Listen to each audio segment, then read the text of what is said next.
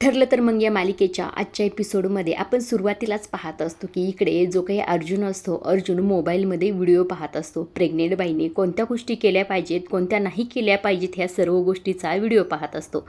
आता तो व्यक्ती म्हणत असतो, जर आई हेल्दी असेल तर बेबी हेल्दी राहील. त्यासाठी खरं तर इथे दररोज त्या आईने म्हणजेच गरोदर बाई दररोज हलका फुलका व्यायाम करणं गरजेचं आहे. आणि शरीरासाठी योग, प्राणायाम आणि मन शांतीसाठी मेडिटेशन हा मंत्र लक्षात ठेवा. आणि तिच्या डाएटकडे सुद्धा लक्ष द्या. पण ह्या सर्व गोष्टी तुम्ही नका, यासाठी एखाद्या एक्सपर्टची सल्ला नक्कीच घ्या, असंही ते व्हिडिओमध्ये सांगितलेलं असतं. तो व्हिडिओ पाहून झाल्यानंतर अर्जुन महत्त्वाच्या सगळे पॉईंट इथे लिहून घेत असतो आणि उद्यापासून सुरुवात करूया असंही ते म्हणत असतो. आता अर्जुन झोपायची तयारी करत असतो. इकडे दुसऱ्या बाजूला सुद्धा सायली झोपलेली असते, पण तिच्या डोक्यात असते ती म्हणजे तन्वी. आता तन्वीबद्दल ह्या सर्व गोष्टी कसं काय सेम आहेत आणि मला जो काही भास होतो म्हणजे एक छोटी मुलगी शुभम करोती म्हणताना दिसती, ह्या सर्व गोष्टी का माझ्यासोबत होत असतील. पण ह्या सगळ्या गोष्टी कुणाशी बोललं तर माझं मन तरी हलकं होईल. पण बोलू तरी कुणाशी, यांच्याशी बोलू का? यांच्याशी खरं तर मी बोललं पाहिजे. पण यांना जर कळलं मी तन्वीविषयी असा विचार करते, मला भास होतो, ह्या सर्व गोष्टी जर बोलले तर ते माझ्यावर उगाच चिडतील.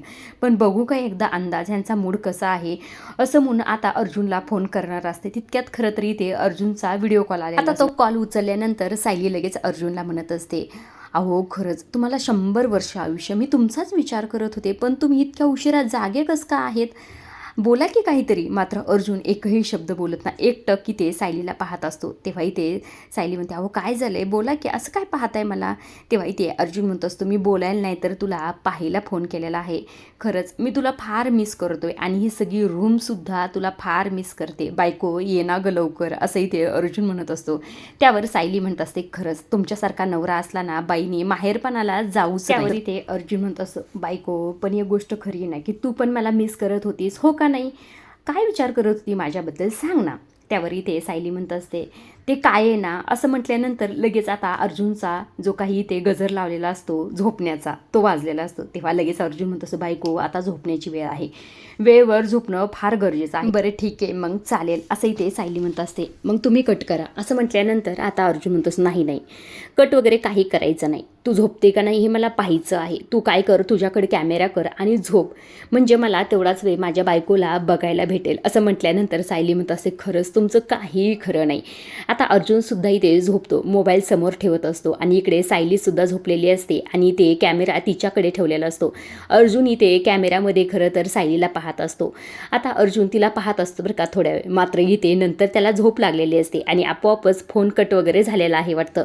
तेव्हा इथे सायली नंतर डोळे उघडते आणि म्हणत असते, यांनी फोन का कट केला, काय झालं असेल, असं म्हणून त्याला कॉल करत असते. मात्र इथे अर्जुनने कॉल उचललेला नसतो. तेव्हा इथे सायली म्हणत असते, बहुतेक हे झोपले आहेत, जाऊ द्या, यांना सांगणंसुद्धा तेवढं सोपं नव्हतं. पण ह्या सर्व गोष्टी आहेत त्याच राहिल्या की या सर्व प्रश्नांचे उत्तर मला नेमकं कोण देणार आहे.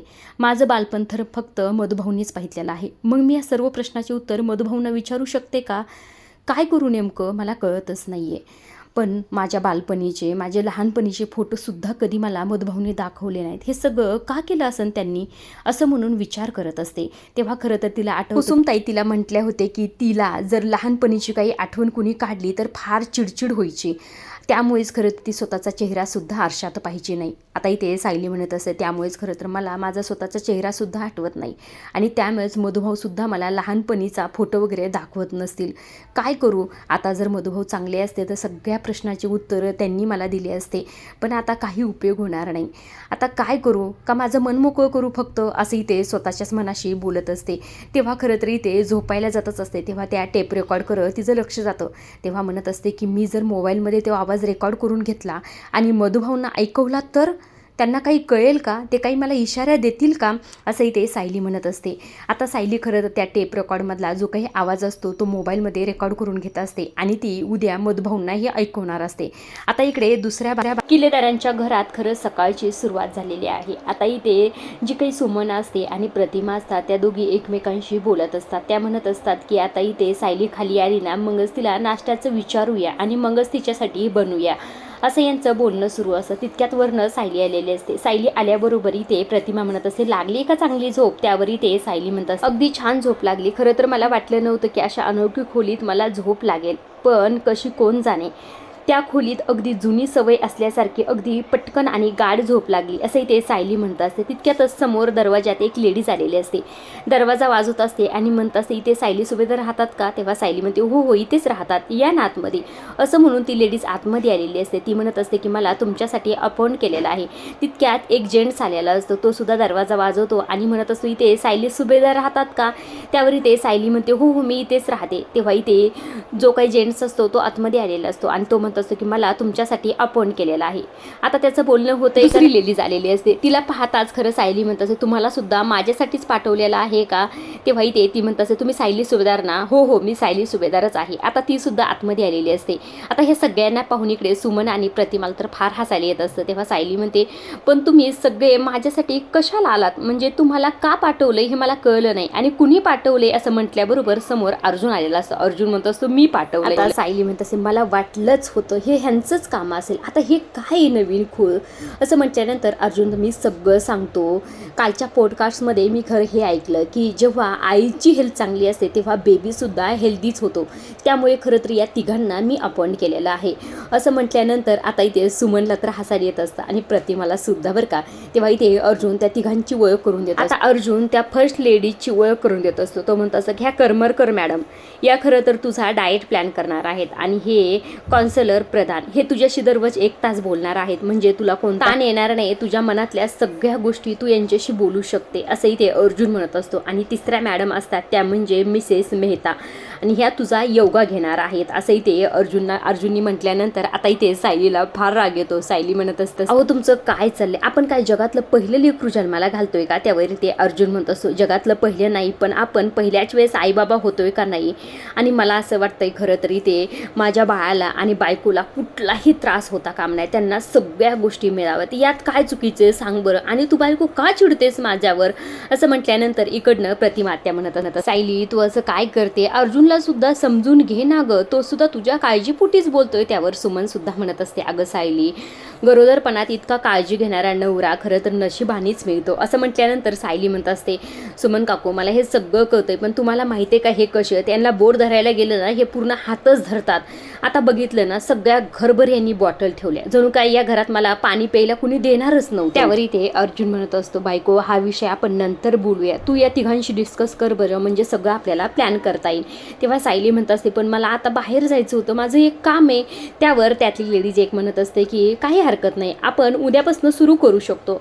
असं म्हटल्यानंतर अर्जुन म्हणतो, बरं ठीक आहे, तुम्हाला काही हरकत नाही तर चालेल, उद्या तुम्ही येऊ शकता आणि मग सर्व गोष्टी आपण सुरू करूया. असं म्हटल्यानंतर आता ते तिघेही खरं तर तिथून नमस्कार करून निघून गेलेले असतात. ते गेल्याबरोबर आता इथे सायलीला कुसुमताईचा फोन आलेला असतो. फोन आल्यानंतर सायलीने तो उचललेला असतो. कुसुमताई म्हणत असतात, अगं मी हॉस्पिटलमध्ये आलेली आहे, तू कधी येतीस? असं म्हटल्यानंतर सायली म्हणते, मी आता पोहोचते. आता फोन ठेवल्यानंतर खरं अर्जुन म्हणतो असं, बायको तू कुठे चाललीस? त्यावर ते सायली म्हणत असते, मी मधुभाऊकडे चालले. आता आपण एवढी मोठी आनंदाची बातमी त्यांना सांगायला हवं ना, म्हणजे प्रेग्नन्सीच्या बातमीवर का. त्यावर अर्जुन म्हणतो असं, पण बायको हे नंतर सांग की, बाहेर बघ ना किती ऊन आहे. त्यावर ते प्रतिमा आत्या म्हणत असतात, अरे अर्जुन काय करतोस तू असं? ती काय चालत जाणार आहे का? गाडीने जाणार आहे ना, मग कशाला काळजी करतोस? मात्र अर्जुन म्हणतो असो, नाही पण बाहेर ऊन आहे ना, नको ना बायको. त्यावर ते सुमन काकू म्हणत असतात, अर्जुन असं काय करतोस? एक गोष्ट तिने तुझी ऐकली ना, मग आता तिचं तू ऐक. तिच्या वडिलांना एवढी मोठी आनंदाची बातमी तिला सांगून देणार आहे, असं काय करतोस? असं म्हटलं. आता अर्जुन कसा बसा तयार झालेला असतो. अर्जुन म्हणतो, बायको तुझा तुझी पर्स घेऊन ये, तोपर्यंत मी बाहेर थांबतो.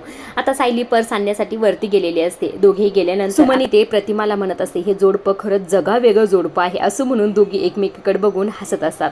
आता इकडे प्रियाचा सीन दाखवलेला आहे. प्रिया इथे विचार करत असते की कल्पीला कसं कळणार माझ्या प्रेग्नन्सीबद्दल, म्हणजे पत्र लिहून झालं, फोन करून झालं, स्वतःला दुखापत करून सुद्धा झाली तरी सुद्धा ह्या कल्पीला माझी गोष्ट कळलेली नाही.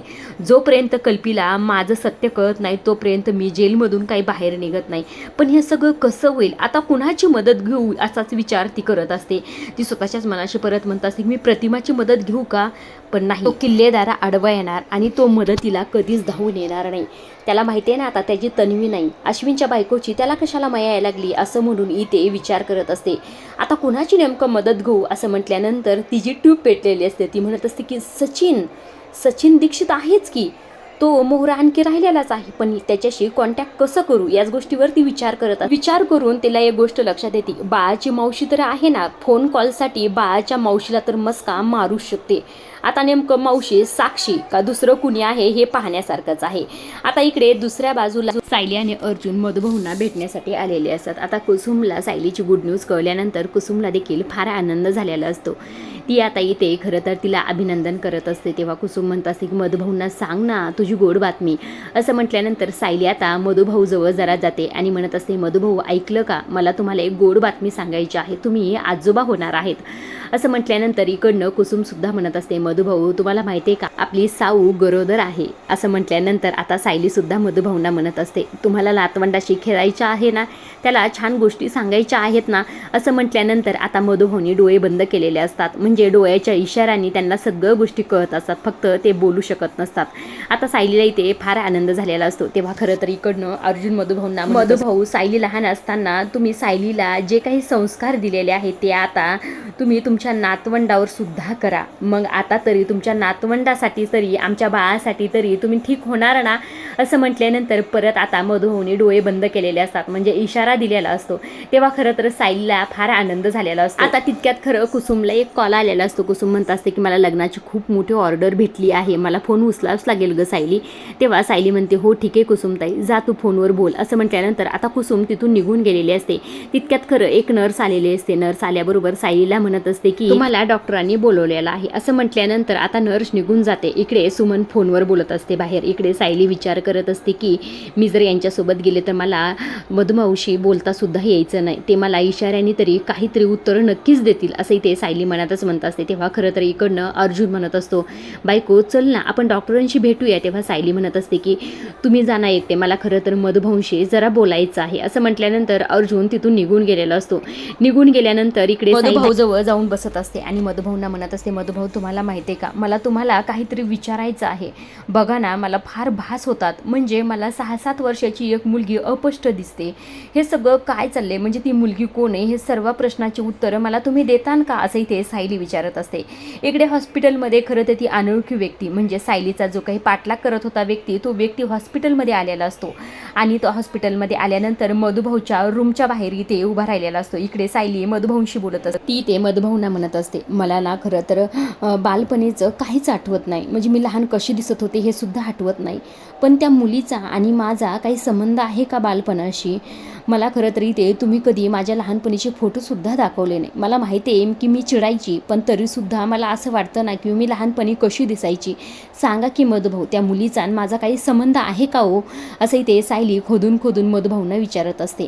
आता तो व्यक्ती खरं तरी इथे मधुभाऊच्या दिशेने इथे आलेला असतो. आतमध्ये इकडे तिकडे पाहत असतो आणि मधुभाऊकडे येत असतो आणि आता तो सायली आणि मधुभाऊचं बोलणं इथे चोरून लपून ऐकत असतो. सायली मधुभाऊंना म्हणत असते, मी बी तुम्हाला काय प्रश्न विचारते, खरं तर मला इतके प्रश्न पडते ना, सगळ्या प्रश्नाचे धागेदोरेच मला लागत नाही, पण हे सगळं काही तुम्हाला मी नंतर विचारते, पण तुम्हाला खरं तर एक आवाज मी ऐकवणार आहे, असंही ते सायली. आणखी ही ती व्यक्ती दरवाजात असते, कॅबिनच्या बाहेर उभा राहून सगळं काही ऐकत असते. इकडे अर्जुन फाईल बघत बघत समोर निघालेला असतो. आता अर्जुन समोर तो व्यक्ती असतो, मात्र अर्जुनचं अजिबात लक्ष नसतं. आता दुसऱ्या क्रॉस बाजूने इकडनं कुसुम येत असते. आता कुसुमचं सुद्धा काहीतरी पिशवीमधून काढणं सुरू असतं आणि इकडनं अर्जुन येत असतो. पुढे त्यांची धडक होते बरं का. ह्या धडकीतच तो माणूस इकडे तिकडे गायब होता. इकडे सायली पर्समधून मोबाईल काढून आता खरं तरी ते तन्वीच्या बोबड्या आवाजातली ती शुभम करुती ते मधुभाऊंना ऐकवत असते आणि मधुभाऊ सुद्धा ते लक्ष देऊन ऐकत असतात. आणखी अर्जुन चालतच आहे बरं का, त्याच्या हातात फाईल असते, त्याचं चालणं सुरू असतं, त्याचं लक्ष अजिबातच नसतं. इकडनं कुसुमचं सुद्धा तेच सुरू असतं. दोघांची अक्षरशः ते धडक झालेली असते.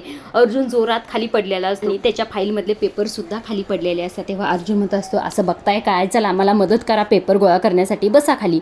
असं म्हटल्यानंतर आता कुसुम ते पेपर जमा करण्यासाठी मदत करत असते. आता तो जो काही अनोळखी व्यक्ती असतो तो सुद्धा इथे तिथून निघून गेलेला असतो, त्याला फोन वगैरे आलेला असतो.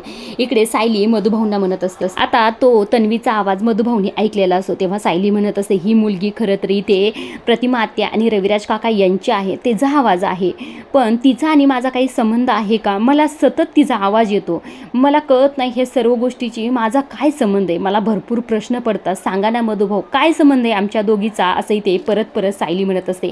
आता खरं तरी ते मधुभाऊ इशारा करत असतात, हात हलवत असतात आणि पायसुद्धा त्यांचा हल्लेला असतो. मात्र सायलीला हे दिसलेलं नसतं. सायली परत परत विचारत असते. तितक्यात खरं तरी ते अर्जुन आणि कुसुम आलेले असतात. तेव्हाही ते सायली म्हणत असते, तुमच्या दोघांचं काम झालं सुद्धा. त्यावर कुसुम म्हणत असते, अगं फोनवर बोलवायला किती वेळ लागतोय, तुला आम्ही आलेलं आवडलं नाही का? त्यावर अर्जुन मुद्दा म्हणत असतो, मी आलेलं आवडले बाबा, तुमचं तुम्ही बघून घ्या. आता इथे सायली म्हणत असते, इथे तरी नका भांडू, हॉस्पिटल आहे हे. तितक्यात नर्स आलेले असते. नर्स म्हणत असते की खरं तरी ते डॉक्टर व्हिजिटला येणार आहे, त्यामुळे तुम्ही थोडं बाजूला व्हा. आता सायली स्वतःच्याच मनाशी म्हणत असते, मला मधुभाऊनी नक्कीच उत्तर दिलं असतं, पण आता यांच्यासमोर कसं बोलू आणि आता मला कोण उत्तर देणार, असा जी ते सायली विचार करत असते. आजच्या पुरतं एवढंच. पुढील भागात आपण पाहत असतो आता इकडे अनोळखी जो काही व्यक्ती असतो तो आता इथे मधुभाऊकडे आलेला असतो आणि मधुभाऊच्या खोलीत गेल्यानंतर मधुभाऊचा ऑक्सिजन मास्क त्यांनी काढलेला असतो आणि मधुभाऊला मारण्याचा तो प्रयत्न करत असतो. आता इथे अर्जुन आणि सायली आणि त्याचबरोबर कुसुम डॉक्टरांना भेटण्यासाठी गेलेले असतात. तिथे नर्स आलेले असते आणि नर्स सांगत असते की मी पेशंटच्या खोलीत आत्ताच गेले होते, पण त्यांचा ऑक्सिजन मास्क कुणीतरी काढला होता. हे सगळं काही ऐकल्यानंतर सायली, अर्जुन आणि त्याचबरोबर कुसुम सगळ्यांना धक्का बसला. आता खरं तर अर्जुन म्हणत असतो की मला सीसीटीव्ही कॅमेरे पाहिजे आहेत. असं म्हटल्यानंतर आता त्यांना सीसीटीव्ही कॅमेरे दाखवण्यात आलेले असतात. आता सीसीटीव्ही कॅमेऱ्यात नेमकं काय कैद झालं आहे, तो व्यक्ती कैद झालाय का नाही हे तर दाखवलेलं नाही. हे पुढील भागात नक्कीच आपल्याला कळू शकेल. आजच्या पुरतं एवढंच. अशा डेली मालिकेच्या अपडेट जर तुम्हाला जाणून घ्यायला आवडत असतील तर आपल्या चॅनलला जरूर सबस्क्राईब करा आणि हा जर व्हिडिओ तुम्हाला आवडला असेल तर लाईक करायला सुद्धा विसरू नका. तोपर्यंत पाहत राहा ठरलं तर मग.